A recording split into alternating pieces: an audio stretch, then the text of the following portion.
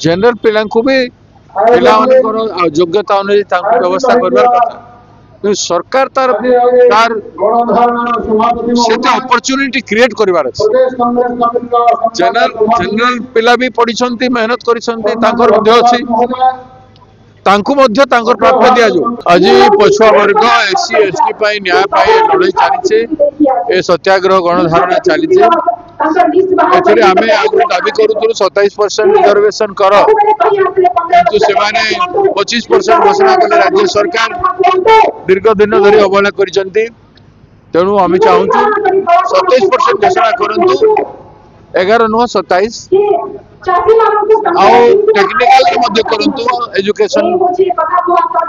engineering education है कि medical education है से रिजर्वेशन करंतु आउ एससी एसटी मान 20% मात्र रिजर्वेशन व्यवस्था अच्छी मेडिकल और इंजीनियरिंग ताकू आपण माने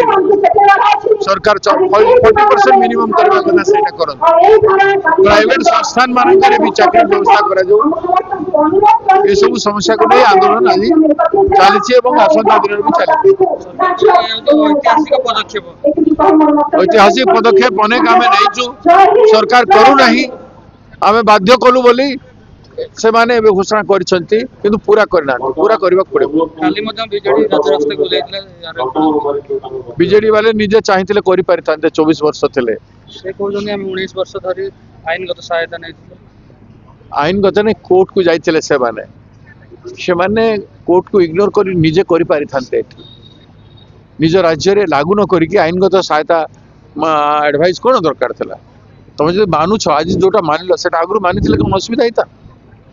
बोलो जाओ विलंबर हेले भी से मानु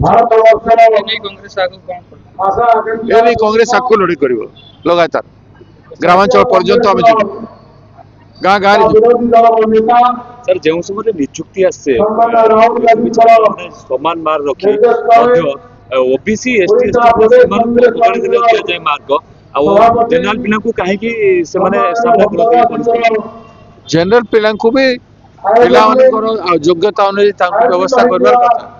कथा सरकार तार तार अपॉर्चुनिटी क्रिएट करवार जनरल पिला भी पढ़ी मेहनत कर प्राप्त दि किंतु एटा करिवो कि सरकार करिवो पक्षपाती न समस्त अधिकार अच्छे समस्त व्यवस्था कर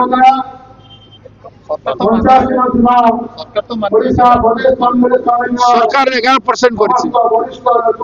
किंतु आपण देखंतु ओबीसी रे छोट छोट जाति बहुत अच्छा माने बहुत गरीब अच्छा आम ओडिशा रे माली कम्युनिटी गौड़ कम्युनिटी रे शिक्षा क्षेत्र बहुत दुर्बल कुमार कुमार गुड़ाक माने बहुत छोट जाति माने अच्छा बिचरे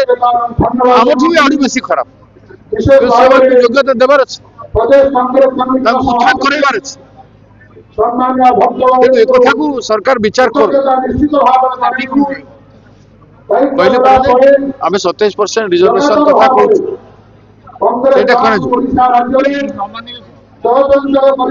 न मानिबा जाए आंदोलन चालू